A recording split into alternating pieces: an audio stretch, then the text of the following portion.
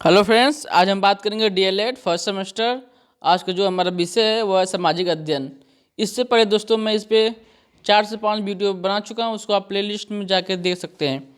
ठीक है, तो आज का जो मेरा चैप्टर है वो है महाजनपद काल। ठीक है, आज दोस्तों हम लोग महाजनपद काल पढ़ेंगे। इसमें दोस्तों क्या क्या पढ़ना है, 3 पॉइंट है, देख लेते हैं। पहला पॉइंट है भारत के 16 महाजनपद। ठीक है, जो भारत में 16 महाजनपद थे उनके बारे में अध्ययन करना है। उसके बाद दूसरा है मगध का साम्राज्य। ठीक है, जो मगध का साम्राज्य था कैसा था और कैसे उसका विकास हुआ उसके बारे में दोस्तों पढ़ना है। और तीसरा सिकंदर का आक्रमण। ठीक है, सिकंदर जब आक्रमण किया उसके बारे में पढ़ना है और भारत पर उसका प्रभाव क्या पड़ा। ठीक है, इसके बारे में पढ़ना है। चलिए दोस्तों स्टार्ट करते हैं। इसमें दिया कि 6ठी शताब्दी ईसा पूर्व के आते आते इन जनपदों का अत्यधिक विस्तार हो चुका था। ठीक है, 7वीं शताब्दी के पूर्व इन जनपदों का विकास हो चुका था। विस्तार की प्रवृत्ति के कारण इन जनपदों में परस्पर संघर्ष हुआ। जैसे जैसे दोस्तों इन जनपदों का विस्तार हुआ वैसे वैसे इन जनपदों का संघर्ष भी बढ़ता चला गया। इस संघर्ष में पराजित जनपद विजित राज्यों में विलीन हो गए। ठीक है, जो भी जनपद पराजित हुआ तो वो जो विजित राज्य थे उसमें विलय हो गया। इन विजित जनपदों की राज्य सीमा और शक्ति में वृद्धि हो जाने के कारण इन जनपदों को हम लोग महाजनपद के नाम से पुकारा जाने लगा। ठीक है, तो इसमें सबसे पहले हम लोग पढ़ेंगे भारत के जो 16 महाजनपद थे उसके बारे में। ठीक है, तो पहले देख लेते हैं 16 महाजनपद के बारे में। बौद्ध एवं जैन साहित्य से हमें यह ज्ञात होता है। ठीक है, जो बौद्ध और जैन साहित्य थे उनसे यह ज्ञात होता है कि तत्कालीन भारत अनेक राज्यों में विभक्त था। ठीक है, जो तत्कालीन भारत था वह बहुत सारे राज्य में अलग अलग था, मतलब विभक्त था। ये राज्य अपने अस्तित्व के लिए परस्पर लड़ते थे, मतलब अपने अस्तित्व के लिए, मतलब अपने मान सम्मान के लिए हमेशा ये लोग लड़ते थे।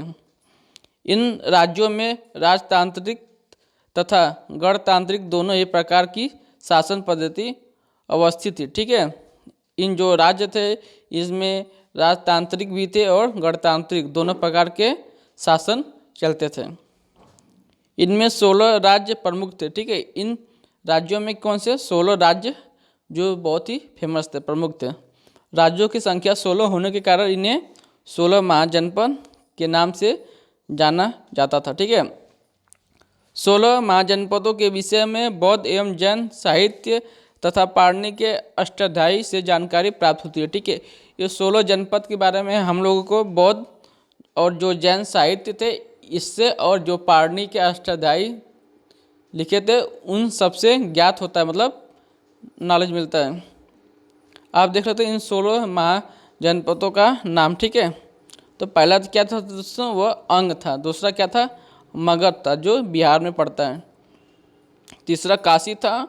चौथा कौशल था। पांचवा वज्जी था। और जो आपका 6 था वह चेटी मतलब अथवा चेदी के नाम से जाना जाता था। जो आपका 7वां है वह वत्स था। और 8वां क्या था, कुरु था। ठीक है, 9वां पांचाल था। और 10वां कौन सा दोस्तों, अस्मद है, जिसको अश्व के नाम से भी जानते थे। और आपका 11 है मत्स्य अथवा मत्स्य था। ठीक है, जो आपका 12 नंबर पर था वह सूरसेन था। और जो आपका 13 नंबर पर वह मल्ल था। और 14 पर जो वो गांधार था। ठीक है, और लास्ट में जो है 15 पे कंपोज था और 16 पे अवंती था। अब दोस्तों इन सब के बारे में जानकारी लेंगे। ठीक है, तो चलिए सबसे पहले दोस्तों देख लेते हैं बौद्ध ग्रंथों में जो वर्णित महाजनपद हैं उनका विस्तार। ठीक है, निम्नलिखित है।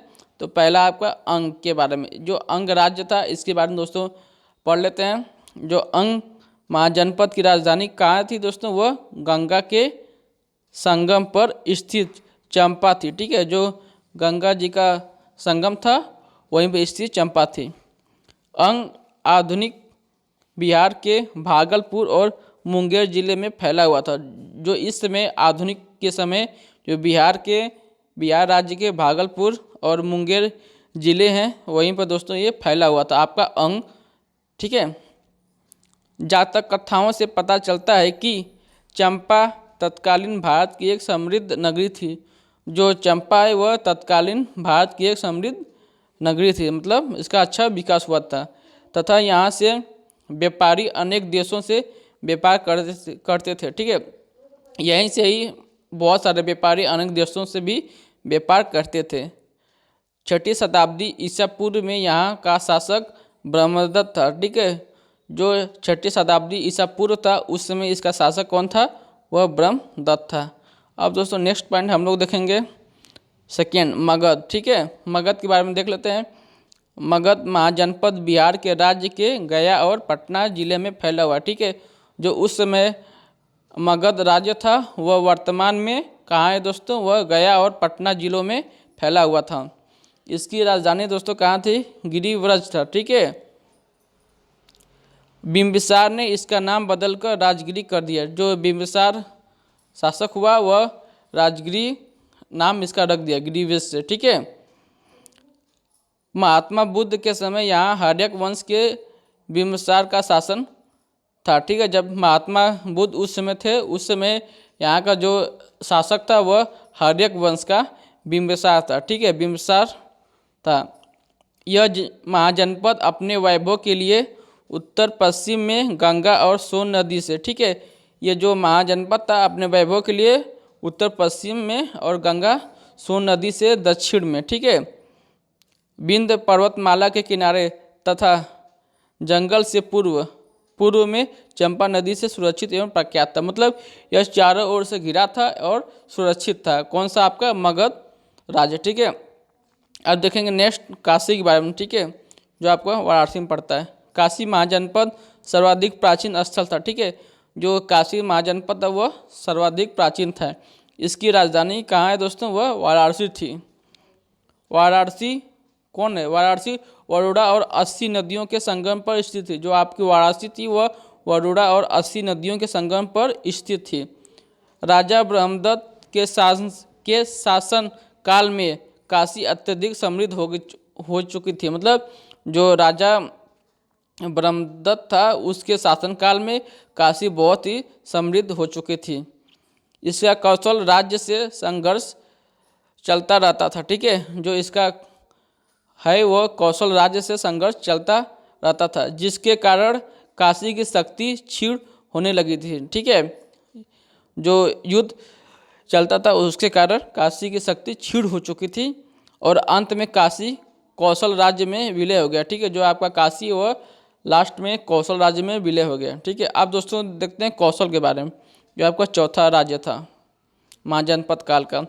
कौशल उत्तर प्रदेश के मध्य में उत्तर की ओर स्थित था। ठीक है, जो कौशल कहाँ था वह उत्तर प्रदेश के मध्य में उत्तर की ओर स्थित था। इस राज्य की राजधानी कौन सी थी दोस्तों, वह श्रावस्ती थी। ठीक है, इसके प्रसिद्ध दो नगर अयोध्या और कौन थे दोस्तों, वह साकेत थे। ठीक है, जो आपके श्रावस्ती है इसके दो प्रमुख नगर थे, अयोध्या और साकेत थे। प्राचीन काल में कौशल में सूर्यवंशी मानधाता सत्यवादी हरिश्चंद्र, ठीक है, दिलीप, रघु, दशरथ और राम ने शासन किया था। ठीक है, जो यहाँ पे कौन कौन शासन किया था कौशल में, वह हरिश्चंद्र थे, दिलीप, दशरथ और राम ने शासन किया था। बुद्ध के समय कौशल का राजा प्रसेनजित था। ठीक है, कौन था, जो गौतम बुद्ध थे उस समय यहाँ का राजा कौन था दोस्तों, वह प्रसेनजित था। ठीक है, प्रसेनजित ने काशी को विजित कर, ठीक है, इसको जीत कर कौशल राज्य की सीमा का विस्तार किया था। ठीक है, काशी को जीतकर इसको कौशल में विलय कर लिया था वो। अब दोस्तों नेक्स्ट पॉइंट देखेंगे वज्जी। ठीक है, जो का पांचवा राज्य था। वज्जी महाजनपद आधुनिक बिहार राज्य के उत्तर भाग में फैला हुआ था। ठीक है, जो वह है वर्तमान में जो बिहार राज्य है उसके उत्तर में पूरा फैला हुआ था वज्जी राज्य। यह 8 राज्यों का एक संघ था। ठीक है, जो यह राज्य था वह 8 राज्यों से जुड़ा हुआ था, मतलब एक संघ था। इस संघ की राजधानी कौन सी थी दोस्तों, वह वैशाली थी। ठीक है, वैशाली सभ्यता एवं संस्कृति का मुख्य केंद्र थी। ठीक है, यहाँ की जो सभ्यता और संस्कृति थी, उस समय यह एक मुख्य केंद्र बना हुआ था। 6ठी शताब्दी ईसा पूर्व में यह एक स्वतंत्र राज्य था। ठीक है, उस समय कौन सा था? 6ठी शताब्दी के समय एक स्वतंत्र राज्य था, परंतु बाद में मगध नरेश अजातशत्रु ने इस जनपद को अपने राज्य में शामिल कर लिया। ठीक है, जो उस समय अजातशत्रु थे वह इसको जीत कर अपने राज्य में शामिल कर लिया। आप दोस्तों देखेंगे नेक्स्ट पॉइंट, चेटी अथवा चेदी। ठीक है, इस राज्य के बारे में जान लेते हैं। चेटी जनपद आधुनिक बुंदेलखंड में स्थित है। ठीक है, यह वर्तमान में कहाँ है? वह बुंदेलखंड में स्थित था। इसकी राजधानी सुक्तिमती अथवा सोथिवती थी। ठीक है, यह केन नदी के तट पर स्थित थी। ठीक, कहाँ पे थी यह? केन नदी के तट पर स्थित थी आपकी। इस राज्य की उन्नति शिशुनाग के शासनकाल में अत्यधिक हुआ था। जो उस समय का राजा था शिशुनाग, उसके काल में इसकी अत्यधिक उन्नति हुई थी। महाभारत कालीन शिशुपाल यहाँ का राजा था। ठीक है, जब महाभारत हुआ था तो इसमें शिशुपाल यहाँ का राजा था। इसकी मृत्यु के पश्चात इस राज्य का पतन हो गया। ठीक है, इसकी मृत्यु के बाद इस राज्य का पतन हो गया। नेक्स्ट दोस्तों पॉइंट देखेंगे, वत्स। ठीक है, काशी महाजनपद के दक्षिण पश्चिम एवं चेदी के उत्तर पूर्व में वत्स जनपद स्थित था। दोस्तों कहाँ था यह? काशी जो जनपद था उसके दक्षिण और पश्चिम में। ठीक है, चेदी जो राज्य था उसके उत्तर पूर्व में वत्स जो आपका जनपद है यह स्थित था। इसकी राजधानी का क्या नाम था? इसकी राजधानी का नाम कौशाम्बी था। ठीक है, इस राज्य में राजतंत्रात्मक शासन था। ठीक है, कैसा शासन था? इस राज्य में राजतंत्रात्मक था। इस राज्य का अवंती राज्य से संघर्ष चलता था। ठीक है, जो वत्स है वह अवंती राज्य से हमेशा इसका संघर्ष मतलब युद्ध चलता रहता था। 6ठी शताब्दी ईसा पूर्व में वत्स का शासक उदयन था। ठीक है, उस समय जो इसका शासक था वह कौन था? वह उदयन था। अब नेक्स्ट देखेंगे दोस्तों कुरु। ठीक है, कुरु जनपद वर्तमान दिल्ली और मेरठ में समीप था। ठीक है, जो कुरु था वह कहाँ था दोस्तों? वो इस समय वर्तमान में दिल्ली और मेरठ के समीप स्थित है। इस राज्य की राजधानी क्या थी दोस्तों? वह इंद्रप्रस्थ थी। ठीक है, महाभारत युद्ध के बाद इंद्रप्रस्थ शक्तिहीन हो गया। ठीक है, जो महाभारत युद्ध था उसके बाद इंद्रप्रस्थ क्या हो गया? शक्तिहीन हो गया। मगध राज्य ने कालांतर में इस पर अपना अधिकार कर लिया। ठीक है, जो मगध राज्य है वह इस पर अपना अधिकार कर लिया। किसके शासनकाल में? वह कालांतर के। ठीक है, नेक्स्ट पॉइंट दोस्तों देखेंगे पांचाल। ठीक है, पांचाल आधुनिक रुहेलखंड तथा गंगा यमुना के दोआब में स्थित था। ठीक है, जो आपका पांचाल है वह वर्तमान में रुहेलखंड और गंगा यमुना के दोआब में स्थित है। इस राज्य की 2 शाखाएं थी। ठीक है, कौन कौन सी थी जान लेते हैं? उत्तरी पांचाल और दक्षिणी पांचाल। महाभारत के अनुसार उत्तरी पांचाल की राजधानी क्या थी दोस्तों? वह अहिच्छत्र थी तथा दक्षिणी पांचाल की राजधानी काम्पिल्य थी। ठीक है, महाभारत कालीन पांडवों की पत्नी, ठीक है, जो पांचों पांडवों की पत्नी द्रौपदी थी वो यहीं के राजा की पुत्री थी। ठीक है, जो यहाँ के राजा थे उन्हीं की पुत्री। अब नेक्स्ट पॉइंट देखेंगे दोस्तों अस्मक। ठीक है, या इसको अस्सक भी बोलते हैं। अस्मक जनपद दक्षिण भारत में गोदावरी के तट पर स्थित था। ठीक है, जो आपका अस्मक जनपद है वह कहाँ स्थित है? वह गोदावरी के तट पर। ठीक है, जो दक्षिण में था, भारत में था। इस राज्य की राजधानी क्या थी दोस्तों? वह पौधन्य थी। ठीक है, आधुनिक दोस्तों उसको पोतन बोलते हैं। इस राज्य का अवंती से संघर्ष चलता रहता था। किसका दोस्तों? अस्मक का अवंती से संघर्ष मतलब युद्ध होता रहता था। इस राज्य को अवंती ने अपने अधीन कर लिया था। मतलब ये जो राज्य था इसको अवंती ने अपने बस में कर लिया था। ठीक है, अब देखेंगे दोस्तों 11 मत्स्य या अथवा मत्स्य। ठीक है, मत्स्य राजा वर्तमान में मत्स्य राज्य वर्तमान में जयपुर, अलवर तथा भरतपुर के कुछ भागों में स्थित था। ठीक है, इस राज्य की राजधानी कहाँ है दोस्तों? वह विराट नगरी थी। यह राज्य अपने चेदियों के अधीन था, परंतु बाद में मगध साम्राज्य ने इस पर अपना अधिकार कर लिया था। ठीक है, युद्ध के बाद मगध जो है इस पर अपना अधिकार कर लिया था। अब लास्ट पढ़ेंगे 12 सूरसेन। ठीक है, इसके बाद 204 और है। मत्स्य के दक्षिण में सूरसेन जनपद स्थित था। ठीक है, जो मत्स्य राज्य था उसके दक्षिण में सूरसेन जो ये जनपद है वह स्थित था। ठीक है, इसकी राजधानी कहाँ थी दोस्तों? यह मथुरा थी। ठीक है, मथुरा अपने ज्ञान, बुद्धि एवं वैभव के लिए सर्वत्र विख्यात है। ठीक है, जो मथुरा है वो अपने ज्ञान, बुद्धि और वैभव के लिए जानी जाती है, मतलब पूरे विश्व में विख्यात है। इस राज्य में पहले गणतंत्र था। ठीक है, पहले क्या था दोस्तों? गणतंत्र था, परंतु बाद में राजतंत्र स्थापित हो गया।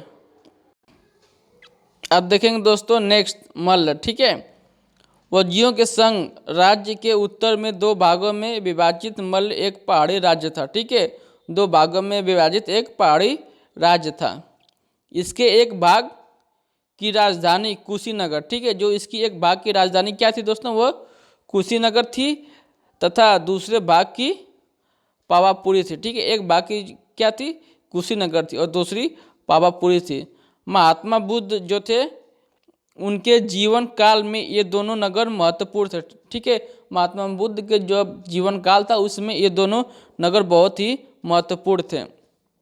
इन नगरों में से पावापुरी में महात्मा बुद्ध ने अंतिम समय भोजन किया। ठीक है, अंतिम समय महात्मा बुद्ध ने भोजन कहाँ किया था? वह पावापुरी में किया था तथा कुशीनगर में उनकी मृत्यु हुई, और जो कुशीनगर है वहाँ उनकी मृत्यु हुई थी। महात्मा बुद्ध की मृत्यु के कुछ समय उपरांत ही मगध साम्राज्य ने इस राज्य को विजय कर अपने साम्राज्य में मिला लिया। ठीक है, मगध साम्राज्य इसको भी अपने साम्राज्य में मिला लिया था।